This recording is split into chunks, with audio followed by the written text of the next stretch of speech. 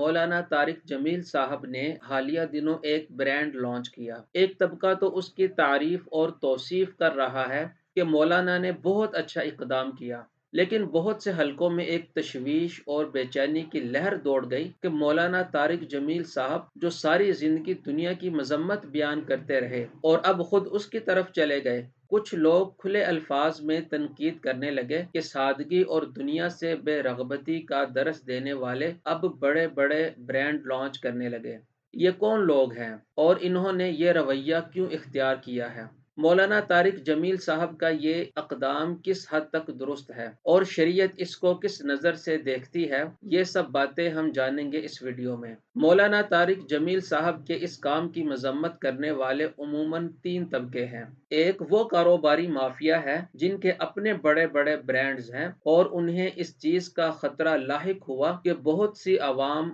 مولانا طارق جمیل صاحب سے محبت اور تعلق کی بنا پر ان کے برانڈ کی طرف متوجہ ہوگی، جس سے ان لوگوں کے کاروبار میں خاصی کمی کا خدشہ ہے، لہٰذا ان لوگوں کا واویلا کرنا سمجھ آتا ہے۔ دوسرے وہ لبرل قسم کے لوگ ہیں جو پہلے ہی دین اور دینی طبقے سے خار کھائے بیٹھے ہیں اور انہیں کسی بھی دینی اور مذہبی شخصیت کی کامیابی ایک آنکھ نہیں بھاتی، لہٰذا ان لوگوں نے مولانا کے اس کام کو دنیاوی لالچ اور دولت پرستی کا رنگ دے کر اس کی مذمت کرنا شروع کر دی۔ تیسرے وہ عام اور معصوم لوگ ہیں جنہیں مولانا سے کوئی عداوت اور بغض نہیں بلکہ وہ ان سے محبت رکھتے ہیں، لیکن اپنی کم فہمی کی وجہ سے معاشرے میں جو بات سنی اور لوگوں سے جو کچھ سنا تو اسی کو کہنا شروع کر دیا اور خود تشویش میں پڑ گئے کہ مولانا نے کاروبار کیوں شروع کر دیا۔ انہیں تو صرف اسی طرح بیانات کرنے چاہیے تھے اور دنیا کی مذمت بیان کرتے رہنا چاہیے تھی۔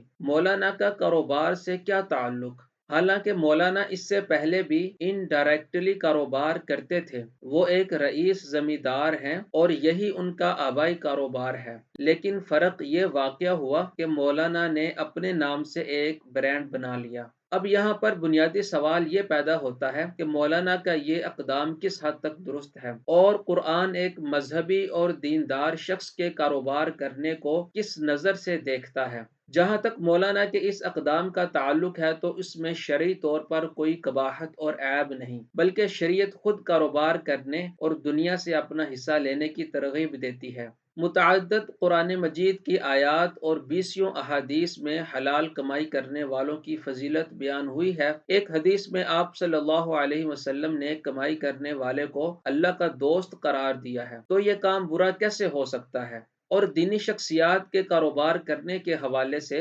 سورۃ النور میں اللہ تعالی صحابہ کی شان بیان کرتے ہوئے فرماتے ہیں، رجال لا تلہیہم تجارۃ ولا بیع عن ذکر اللہ واقام الصلاۃ وایتاء الزکاۃ، کہ وہ ایسی شخصیات ہیں کہ ان کی تجارت اور ان کی خرید و فروخت ان کو اللہ کی یاد سے اور نماز ادا کرنے سے اور زکوٰۃ دینے سے غافل نہیں کرتی۔ صحابہ سے بڑھ کر مذہبی اور دینی لوگ کون ہو سکتے ہیں جب اللہ تعالیٰ ان کی اس بات پر تعریف کر رہے ہیں کہ یہ لوگ تجارت اور کاروبار بھی کرتے ہیں اور اس کے ساتھ ساتھ اللہ کی یاد اور دیگر فرائض سے غافل بھی نہیں ہوتے۔ اس سے معلوم ہوتا ہے کہ دینی شخصیات کا کاروبار کرنا قرآن کی نظر میں قابل تعریف کام ہے۔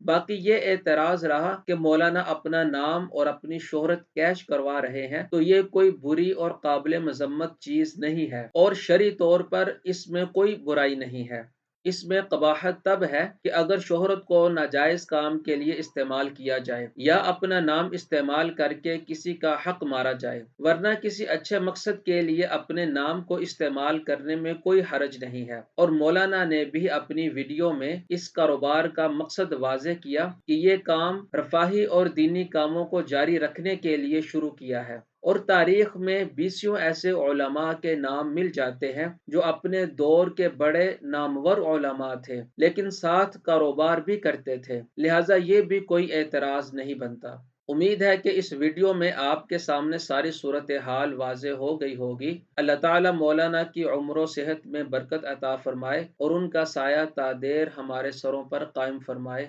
آمین۔